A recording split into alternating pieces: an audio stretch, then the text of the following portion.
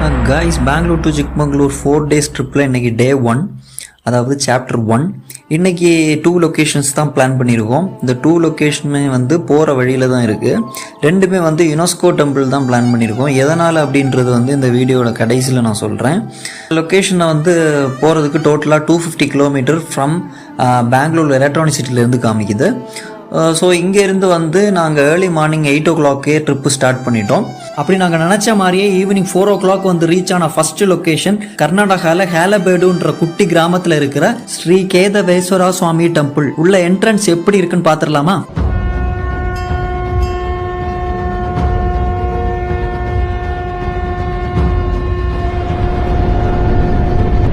கோவிலோட அமைப்பு, கட்டுமானம், சிற்பக்கலைகள் எல்லாம் ரொம்ப அபூர்வமாக நுணுக்கமாக இருந்துச்சு.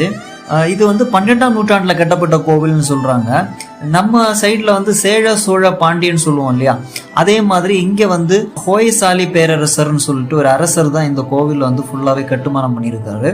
கோவிலின் உட்புறம் மெயின் கடவுளாக மகாவிஷ்ணுவும், அரசனரசியோட வழிபாட்டு தலமாகவும், கலை நிகழ்ச்சிகள் நடைபெறும் தலமாகவும் பயன்படுத்தப்பட்டது குறிப்பிடத்தக்கது. ஸோ இந்த கோவில் பற்றின அதிகப்படியான இன்ஃபர்மேஷன்ஸ் வந்து நம்ம லாங் வீடியோவில் பார்த்துக்கலாம்.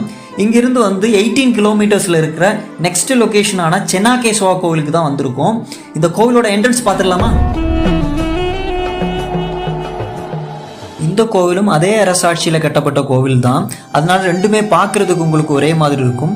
இதே மாதிரி இந்த லொக்கேஷனில் வந்து 3 கோவில் இருக்கு. 3 கோவிலுமே யுனெஸ்கோ கோவில் தான். இதில் டிஃப்ரென்ஸ் என்னன்னு கேட்டிங்கன்னா, இந்த 3 கோவிலில் முதல்ல நம்ம விசிட் பண்ண கோவில் விஷ்ணுவையும், 2வது 3வது கோவில் சிவனையும் அடித்தளமாக வச்சு கட்டமைக்கப்பட்ட கோவில். அது மட்டும் இல்லாமல் இந்த கோவில்கள் பார்க்கறதுக்கு தான் ஒரே மாதிரி ஆயிரும். இதோட கட்டுமான சிற்பக்கலைகள்ல முதல் கோவில்ல விஷ்ணுவோட புராணத்தையும், 2வது 3வது கோவில்ல சிவன் பார்வதியோட புராணத்தையும் எடுத்து விளக்குறபடியா கட்டமைச்சிருக்காங்க. இவ்வளோ புராணங்களையும் இவ்வளோ கலைகளையும் கொண்ட இந்த இடம் மஸ்ட் விசிட்டுங்க.